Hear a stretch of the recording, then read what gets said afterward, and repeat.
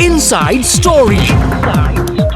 දිට්වා සොලිකුණාටුවත් සමග ඇතිවුණු ආපදා තත්ත්වයෙන් ජල සම්පාදන ක්‍රම රැසකට හානි සිදු වුණා.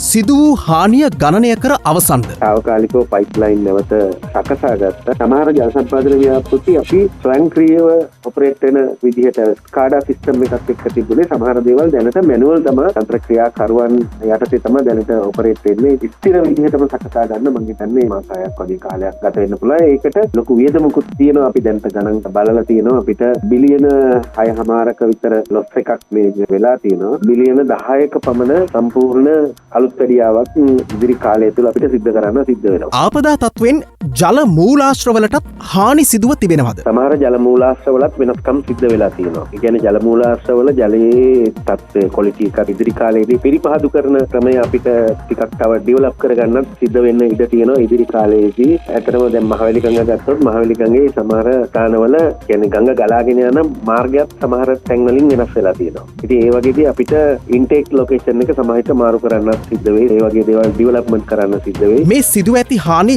යථා තත්ත්වයට පත් කිරීම සඳහා අවශ්‍ය මුදල් සපය ගන්නේ කොහොමද? බෝඩ් ෆන්ඩ්ස් වලින් දැනට කරගෙන යනවා. නමුත් මේ බලාපොරොත්තුවක් නැහැ මේක සම්පූර්ණයෙන්ම ඔපරේෂන් ඇන්ඩ් මේන්ටනන්ස් එහෙම නැත්නම් මේ නඩත්තු විදිහට මේක වියදම දරන්න ගියොත් එහෙම අපිට වතුර බිල සම්බන්ධයෙන් වෙනස්කම් කරන්න සිද්ධ වෙයි. මොකද බිලට එකතු වෙනවා ඒ නඩත්තු විදිහටම මේක කරන්න ගියොත් ගොඩක් වෙලාවට අපි බලාපොරොත්තු වෙනවා ඩොනේෂන් විදිහට සහ රජයේ භාණ්ඩාගාරයෙන් යම් සානදායි මුදලක් බෝඩ් එකට ලබාගෙන මේ කියන වැඩ ටික කම්ප්ලීට් කරගන්න. ජල ඒකකයක් නිෂ්පාදනය කරන්න මේ වන විට දරන්න සිදුවෙලා තිබෙන පිරිවැය කොපමණද? රුපියල් 75ක වගේ ප්‍රමාණයක් තමයි මීට මාස කිහිපයකට කලින් තිබුණේ. නමුත් ඒක දැන් මේ වෙනකොට රුපියල් 82කට වගේ ඇවිල්ලා තියෙනවා වෙන ඇඩ්ජස්ට්මන්ට්ස් එක්ක.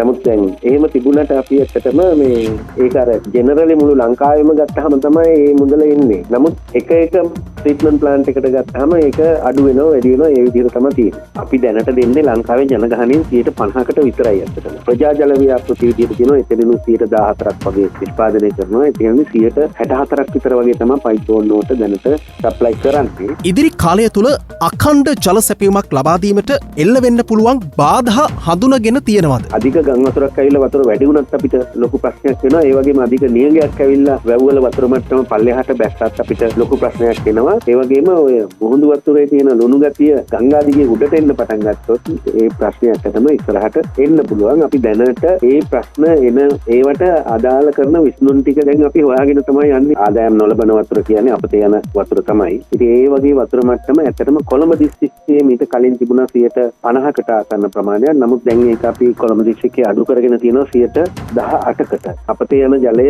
ලංකාවේ දිස්ත්‍රික්කවල අඩු වැඩි වශයෙන් 50% සිට 25% අතර වගේ ප්‍රමාණයක තියෙනවා.